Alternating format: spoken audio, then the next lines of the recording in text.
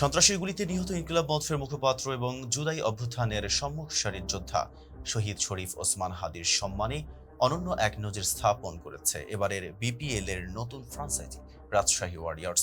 শহীদ হাদির স্মরণে নিজেদের অফিসিয়াল দলের জার্সি উৎসর্গ করার সিদ্ধান্ত নিয়েছে ফ্রাঞ্চাইজিটি, যা বিপিএল এর ইতিহাসে ব্যতিক্রমী উদ্যোগ হিসেবে বিবেচিত হচ্ছে।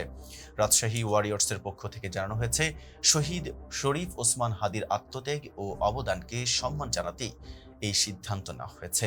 দলের বিশ্বাস, একজন সংগ্রামী যোদ্ধার আদর্শ ও স্মৃতির প্রতি শ্রদ্ধা জানানো শুধু মাঠের বাহিরের বিষয় নয়, বরং তা প্রজন্মের কাছে একটি শক্ত বার্তা পৌঁছে দেয়। এ বিষয়ে গণমাধ্যমে পাঠানো এক প্রেস বিজ্ঞপ্তিতে জানানো হয়, আনুষ্ঠানিক কোনো জার্সি উন্মোচন অনুষ্ঠানের আয়োজন করা হবে না। নির্ধারিত সময়ে রাজশাহী ওয়ারিয়র্স তাদের অফিসিয়াল সামাজিক যোগাযোগ মাধ্যমের মাধ্যমে স্মরণীয় এই জার্সিটি প্রকাশ করবে। বিজ্ঞপ্তিতে আরও বলা হয়, এই জার্সি উৎসর্গ শহীদ শরীফ ওসমান হাদির প্রতি গভীর শ্রদ্ধা ও কৃতজ্ঞতার প্রতীক।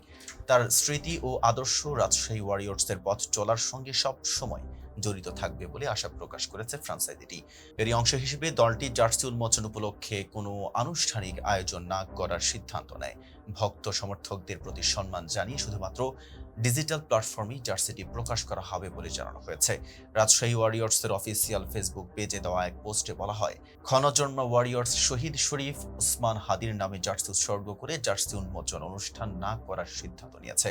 তবে সমর্থকদের প্রত্যাশাকে গুরুত্ব দিয়ে আগামী 21 ডিসেম্বর 2025 তাদের অফিসিয়াল সামাজিক যোগাযোগ মাধ্যমে জার্সিটি আনুষ্ঠানিকভাবে উন্মোচন করা হবে।